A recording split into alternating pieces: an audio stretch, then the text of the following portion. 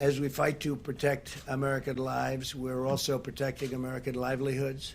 Democrats and Republicans in the Senate are very close to passing an emergency relief bill for American workers, families, and businesses. This legislation, in addition to the two bills I signed this month, it includes, sick leave, and we have all sorts of things in for the workers, for families.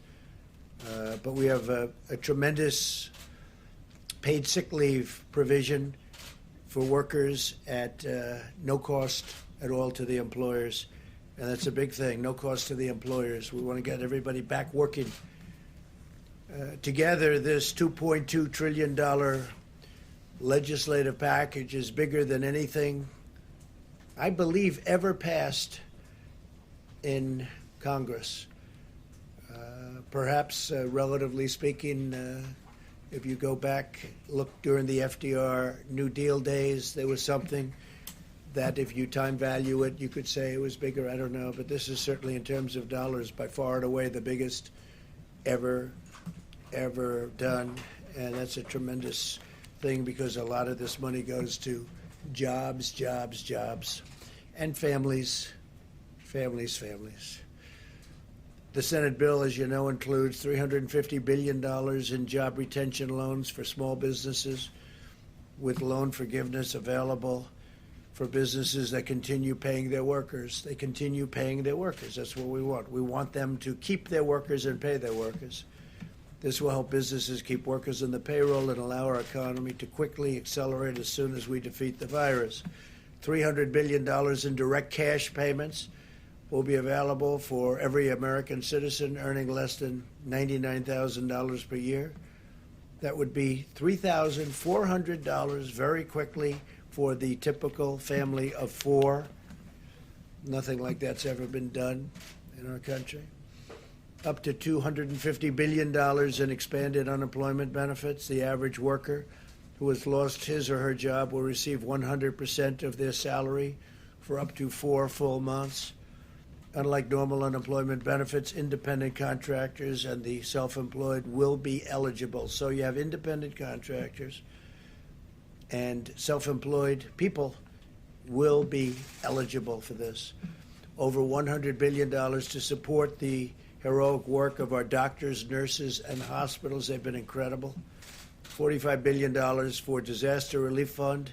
So we are setting up a fund of $45 billion for disaster relief. That's more than doubling the amount available to support my national emergency and disaster declarations. It's a doubling up. $27 billion to build up the strategic national stockpile with critical supplies, including masks, respirators, pharmaceuticals, and everything you can imagine, because it was very depleted, like our military was depleted. Now we have a brand new military.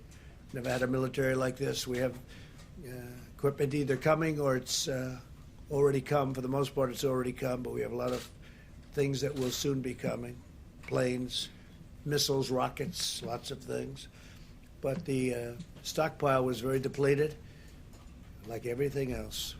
This will also include significant funding for the development of vaccines on top of the $8 billion we approved several weeks ago. Over $500 billion in support for the hardest hit industries, with a ban on corporate stock buybacks, which is something I insisted on. And frankly, I tell you, the Republicans wanted that and the Democrats wanted that. We want them to use the money for the companies and the planes or whatever they may be helping to get over this rough patch.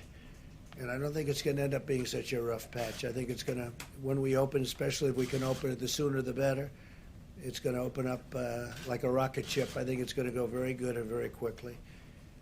And you're going to have some tough new limits on executive compensation also. They need the money.